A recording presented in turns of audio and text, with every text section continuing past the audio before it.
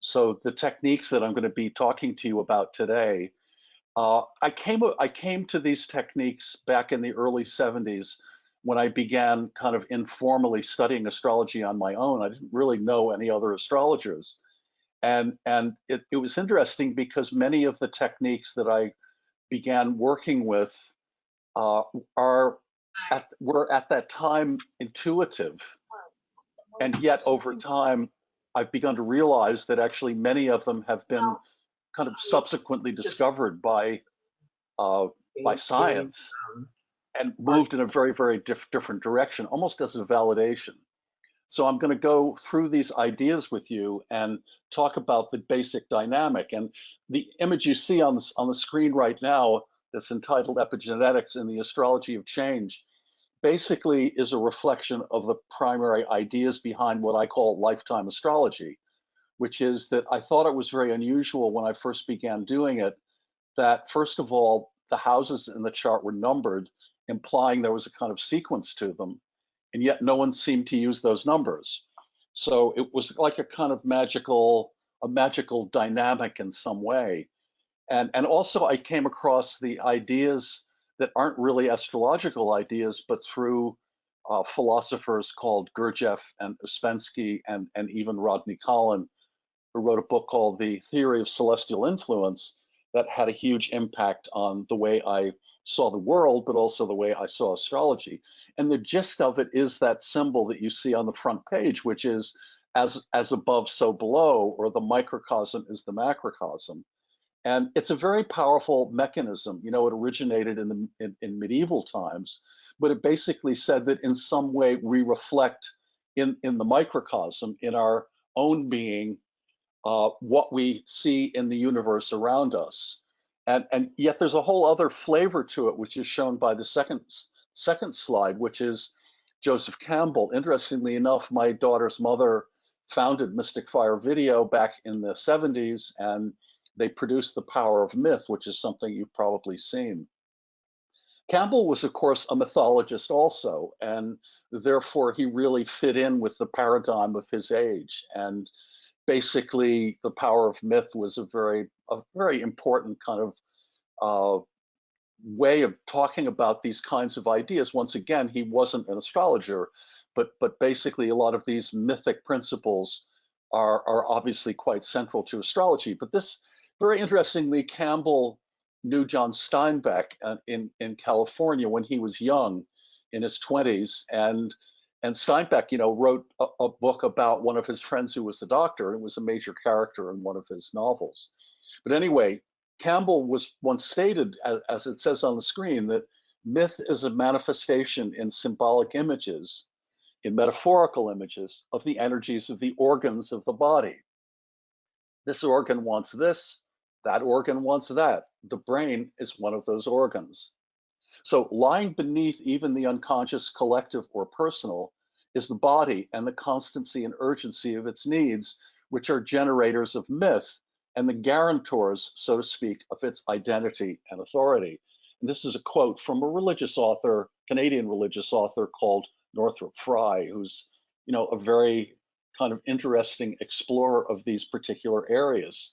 And the dynamic of it is something that I want to show you, which is that I learned astrology from the point of view of an architect, which I was back in those earlier days. I designed buildings in New York City. I graduated from 5 years of Cornell University and so on. But what I tried to do when I first discovered astrology was to really try to understand what it is we're seeing and what this territory looks like. And you can see this is an image of the solar system. And we can see that the sun is about 2/3 of the way from the center of the Milky Way galaxy to the periphery. And you have to understand the whole galaxy is spinning, so that actually the sun doesn't just sit there in space, but rather it's actually moving 1 million miles a day around the galactic center. And this got me thinking, uh, because of the idea that essentially and this is an idea that comes from Collins' book, The Theory of Celestial Influence, which is that he began realizing that there is when you take the sun moving around the galactic center, it's pulling the planets along with it. And you can see in this diagram, which I painted in the 1970s for the round art, you can see basically that the path of the sun is that central filament and that it's moving at a phenomenal rate. I mean, 1 million miles a day, just to give you some perspective, is something in the region of 25,000 miles an hour. And it's dragging the planets along with it, the entire solar system. So, the innermost spiral you see, which is yellow, is Mercury, and then there's a green spiral, which is slightly larger, which is Venus, and then the Earth is a blue spiral. And in fact, you can see also Mars is a red spiral. Mars's cycle is about 2 1/3 times the Earth's. So this diagram that you see on the screen represents essentially 12 years.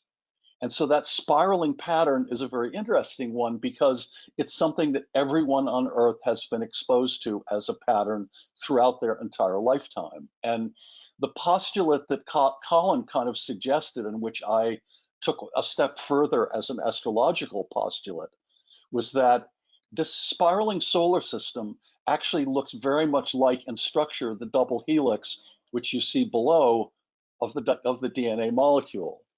And it's kind of interesting. The hazy area is the asteroid belt between Mars and Jupiter.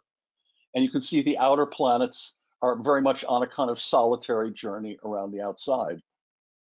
But if you actually made this diagram with the Earth as the center, very much like the way it appears to all of us on Earth, it looks as though the sun is moving around us. And that would therefore create a much more complex diagram, which would be a double helix, which would echo the form of the DNA molecule.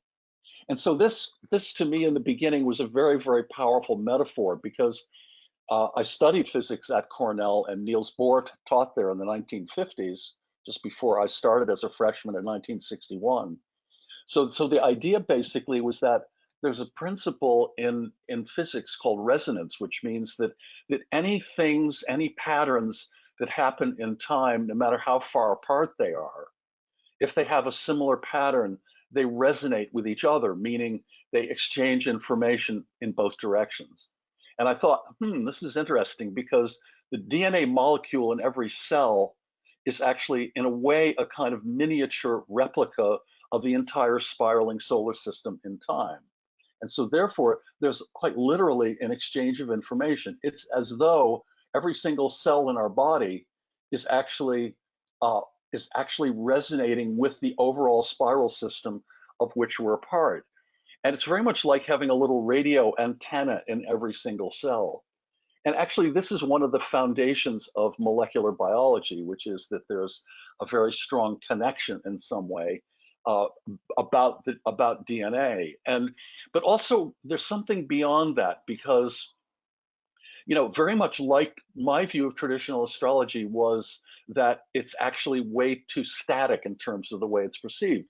It seemed to me like a horoscope reading back in the 70s was like a cookbook, meaning that even in primitive computer programs, if you did a chart when you were 15 years old or 25 or 35 or 50, the readout and the interpretation would be roughly the same.